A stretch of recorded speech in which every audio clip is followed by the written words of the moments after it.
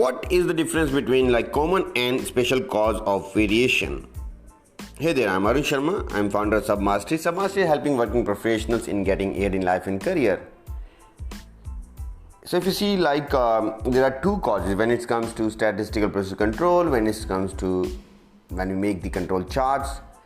So what is that we need to identify? There are two causes of variation. And what are those causes of variation?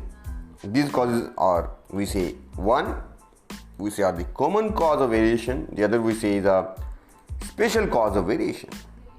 So what's the difference between when we say common cause and special cause? Is there any difference between these two? Yes, there's a difference between these two. And what is that? So when you say common cause of variation, that is a cause which we say is inherent within the system. Those are also called non-assignable cause, and these are inherent within the system and they cannot be removed. So these common cause are within the system and part of the system, and they need not required to be actually addressed upon because these are common. So the example could be with the change in the environment, with the regular the working of the machines, there is bound to have some wear and tear, and that will be a natural progression, right? So definitely as for us they are within the control limits and we don't have to do anything about that, and that these are basically the part of the system. Now what is that we need to act upon are the special cause, and these are also called assignable cause, and these are very much unpredictable and they are often intermittent and they are non-random in nature. So basically what we need to do, we basically need to identify what are the special causes in the processes, and it's very difficult, by just looking at this is common, this is special. It's very, very difficult. Then what tool can be used to distinguish between that? So it's basically your charts, your XBAR chart and your interpretation of chart can tell you when the common cause is there and when special cause is there, because the most important thing that when there are common cause, you need not to do anything. Yes, you need not to do anything. If you do something, then the process will be out of control and it will be more bad for the process. But when there are special cause, that's where you need to act upon, that's where you need to take action, that's where you need to identify what are the cause of variation and what is that the cause of variation, and you need to correct those. So special cause of variation could be because of anything. It could be maybe a change in the fluctuation in the voltage.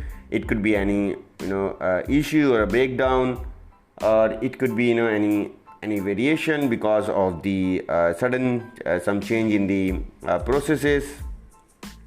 So it could be anything, right? So it's very, very difficult to distinguish between the common and special cause unless until you use the chart interpretation, you understand the chart.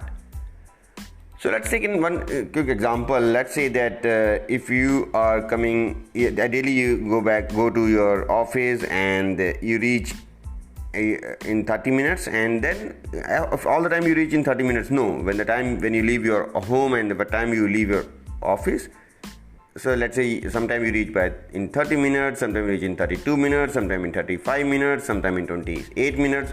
So these are 4 to 5 minutes of variation. So that will all say that those are basically common cause, right? Those are basically common cause. But let's say that someday you reached at it took 1 hour, right?